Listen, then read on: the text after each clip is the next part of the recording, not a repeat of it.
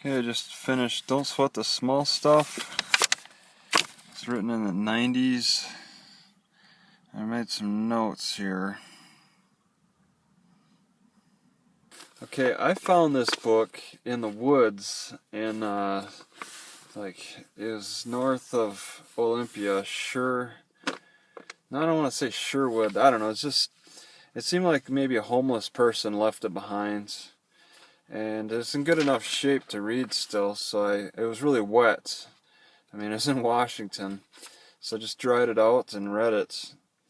And it's got some interesting things in it. Don't sweat the small stuff.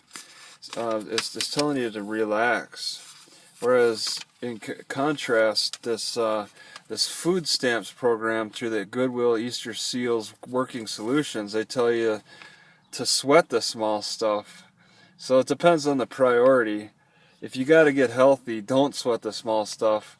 But if you want to appease other people, then you might want to sweat the small stuff. It's written in 1997, and I like how it was dated because he makes reference to a cell phone and that something about doing multiple things at the same time or something like that. Cell phones allow you to do more things at once, which can lead to stress. Okay, I just read it, but it took me a few months because I was off and on. Yeah. When you die, there will still be unfinished business for you to do. Isn't that a thought? Isn't that just interesting? You're like, think life goes on even after you die. All right, you know, there's always something you could have done before after you died. Let others have the glory. Just to take the stress off of yourself. I mean, those braggarts that run around claiming that they'd done everything and gave nobody the credit. It doesn't really make you a lot of friends to take all the credit for one. All right, and it can be kind of stressful to have that all that responsibility. You just keep piling on top of yourself. What I'd like to do is allow yourself to be bored. All right, to help you clear your thoughts a little bit. People feel worse by putting down other people. Thought that was interesting. They're trying to drag other people down, because they're already feeling down. Don't prove yourself. Now, I'm not sure about that one. I don't write complete sentences. Humility and inner peace go hand in hand. Okay, the less compelled you are to try to prove yourself to others, the easier it is to feel peace. Okay, yeah, and I don't feel like I need to prove myself to people. All right, and that's why I'm poor, right?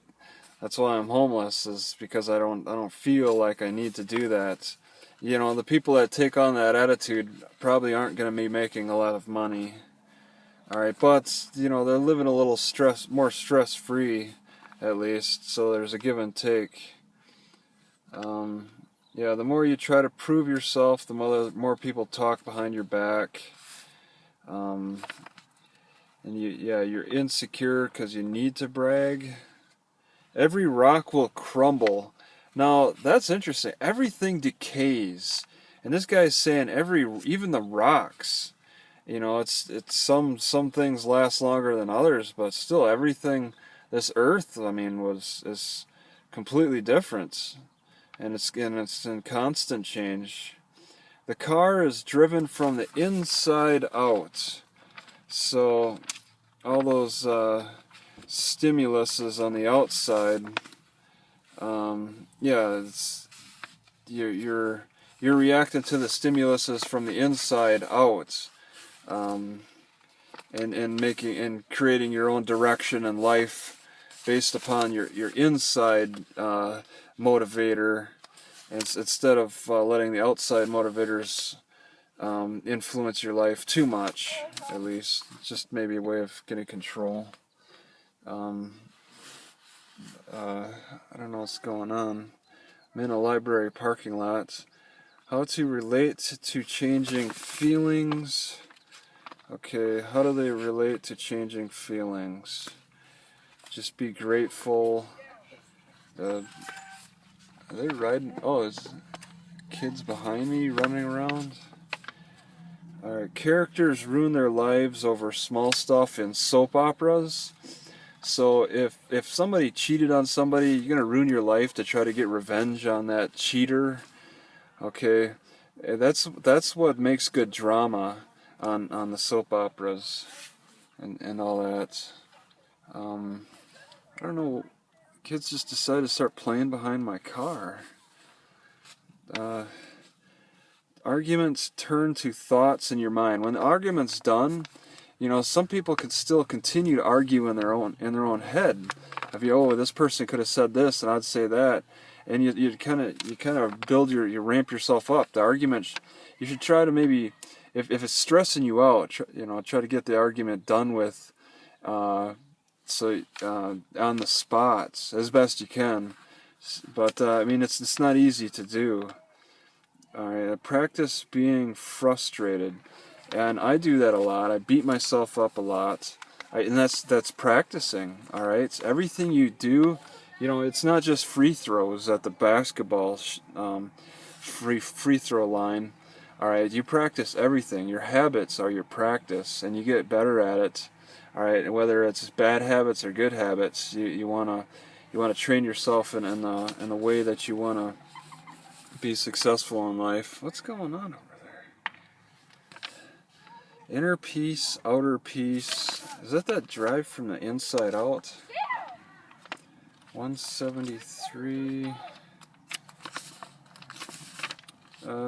And inner peace translates into outer peace. Yep.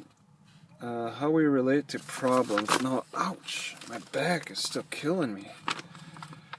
Yeah, it's just like the last note to go with.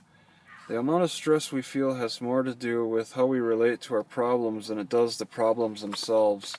See, somebody may see like a fall. Maybe an older person an older person is more scared of falling on the ground than a younger person. A younger person brushes himself off. An older person, is going to be more prone to injuries. That's just one example out of the many thousands.